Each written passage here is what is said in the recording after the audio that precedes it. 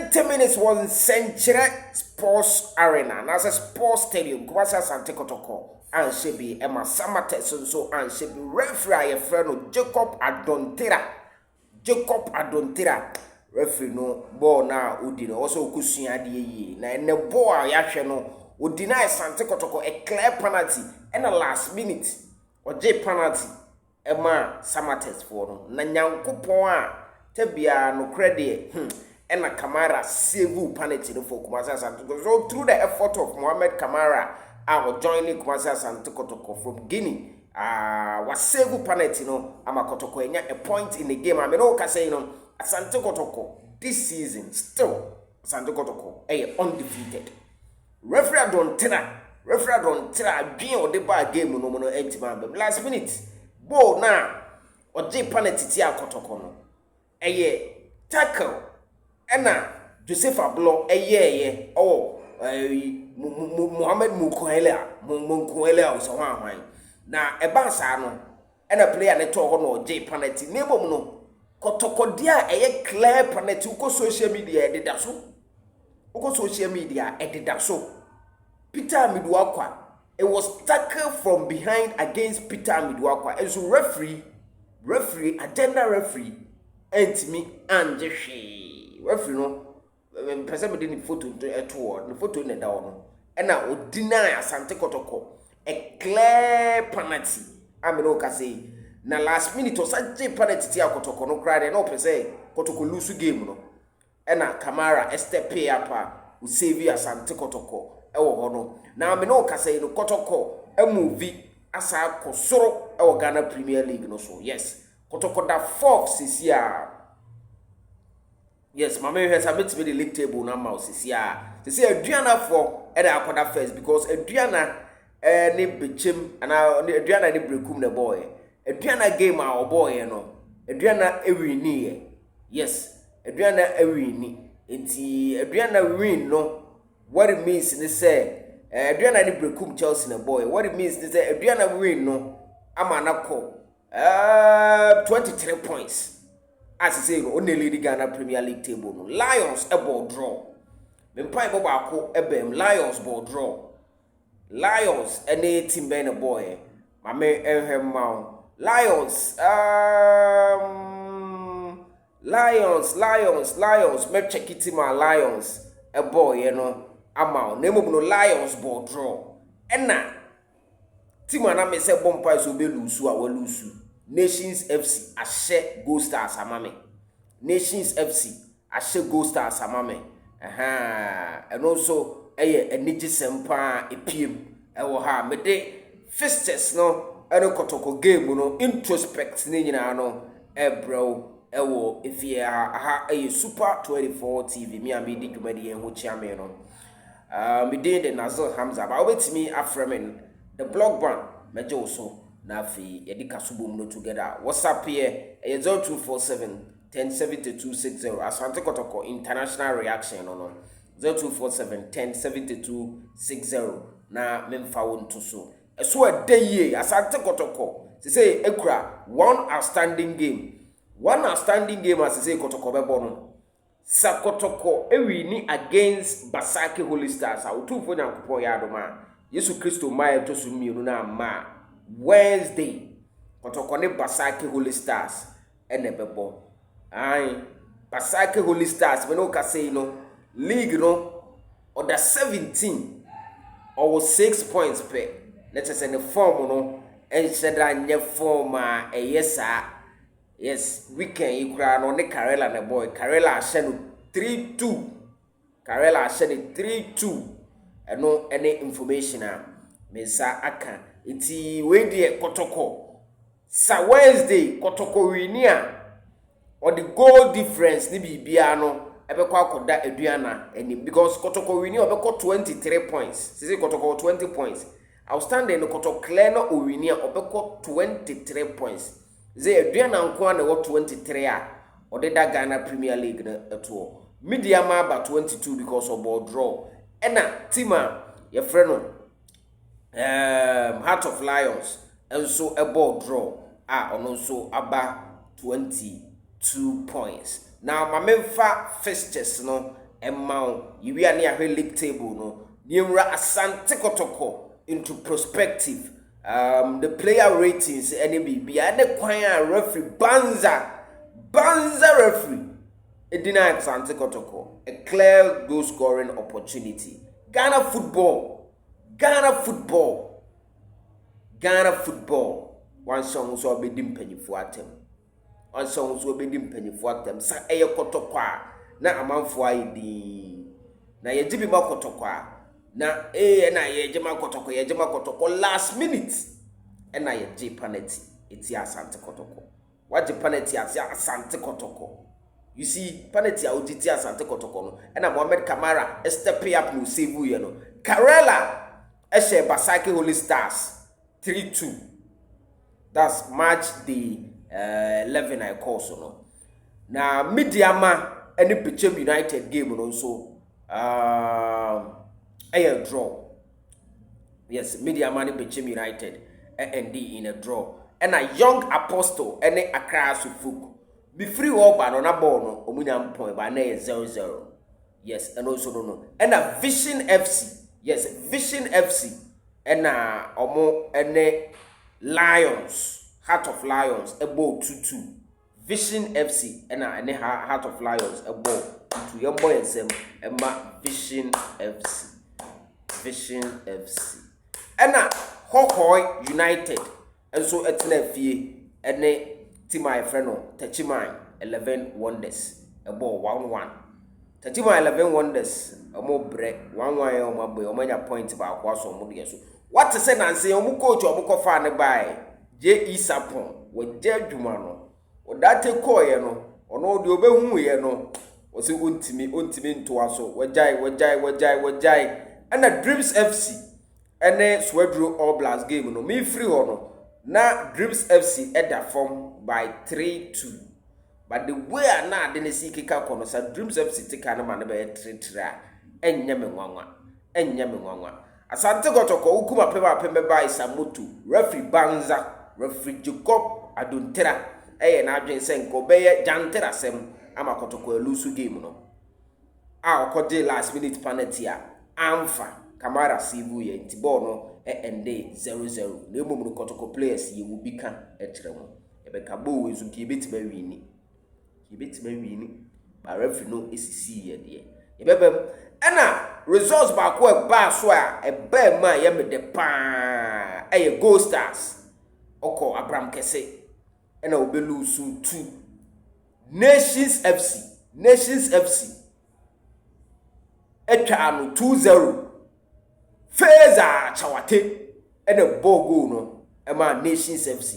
Intimino Casino, Nations FC about 11th and the points build up no, and also or Bobono Homo Dea, so Obeba Medel Ho. You see, Nations FC are better 11, where ye Dreams FC more, where ye Swedro All Blacks Munina, you are better Vision, a chi, and so on. Afi, league table no say and I. Our Ghana Premier League no, after March day 11, with the exception of Asante Kotoko and the Basaki Holy Stars are only 10 games. They say it will be about 11 games, with the exception of Kobe Asante Kotoko and the Basaki Holy Stars are ever so Wednesday outstanding. No, Adriana and the decline first position no, say no league table no, or first position with 23 points. Adriana and a second position no.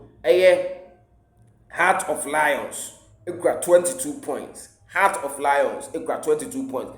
Third position, Midiama, and also 22 points. And now Ukuma Pema Apembeba is a moto Yevan Kutalutu Asante Kotoko Aba 4th position with 20 points. Asante Kotoko 4th position with 20 points. And now 5th position, baby any Gold Stars. It was a game I can say. I was say baby any Gold Stars lose no. Well lose ka baby any ebo draw kra na so owini ya nka Kotoko 4 no nka obeba be Kotoko afiri o. But Kotoko akobo draw ama baby any lose. It Kotoko again more na baby any atiaba. Eno de ewo. It the 5th position no baby any Gold Stars with 19 points. And a 6th position, you know, Accra has a folk, phobia ye. And that's so at the 6th position with 18 points. Hey, Afibia has in say Anamo Beye. Phobia. Nka Kotoko da first, Nanka Moda second. But to the beer tinko na but wako pick a draw.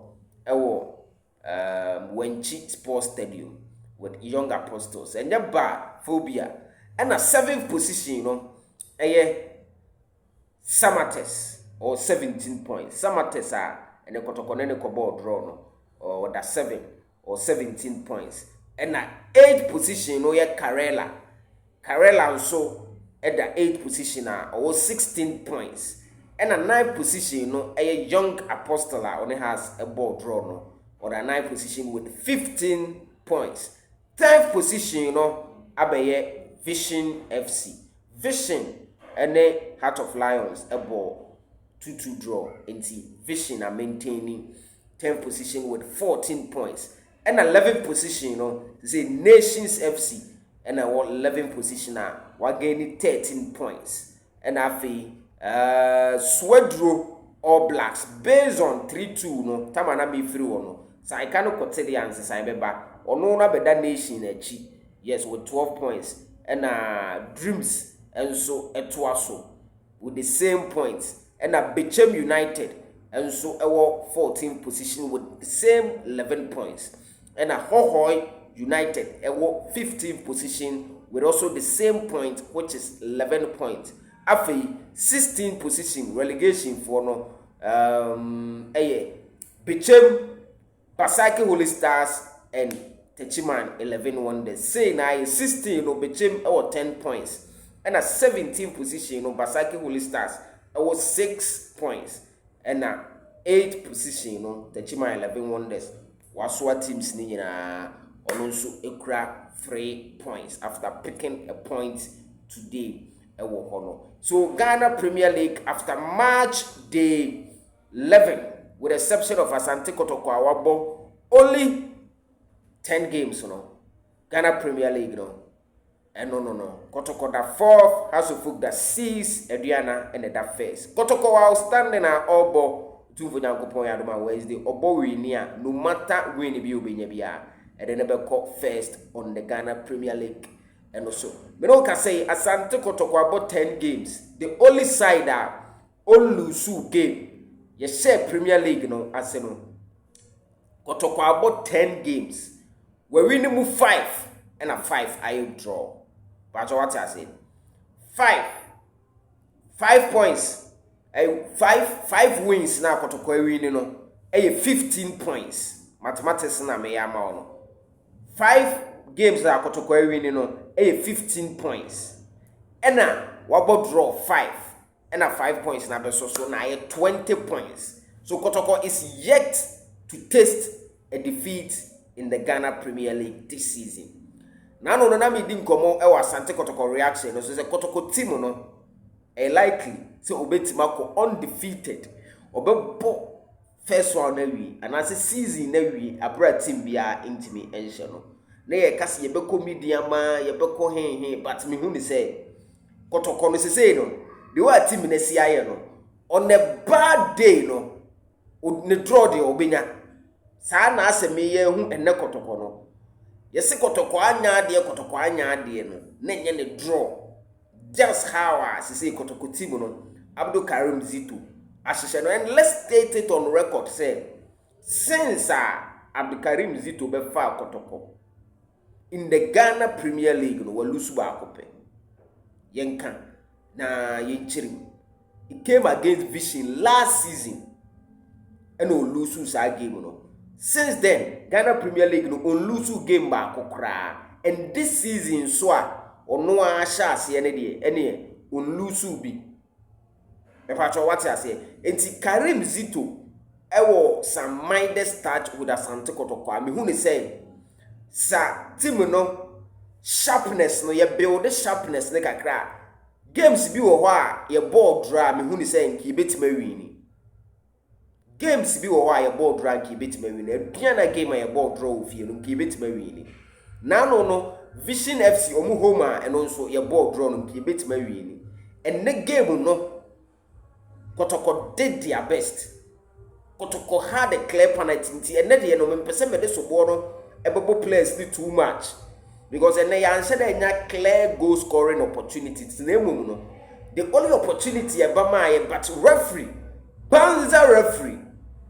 Banza Jacob Adontera ebu na niku so o ka say ball na penalty no eno any decision e koti Asante Kotoko ball na one je penalty no na me say ball dey soft nim the one defender no esi tackle Peter Amidu from behind no na ye more dangerous e more wicked than the Joseph Ablo Mukuale Mantankuela or J penalty eti Asante Kotoko in the last minute Camara save penalty no Camara na me kase penalty Camara save ye no yemmo na baso Camara mahu ade bi wo boy no ho a ye se Camara contract no eso a o se on renew but so far so owo ho no ode na kumam ode ne kra ode ne ti ode ne hwa ode ne bi bia no so ho de a o make sure se Kotoko elusu na no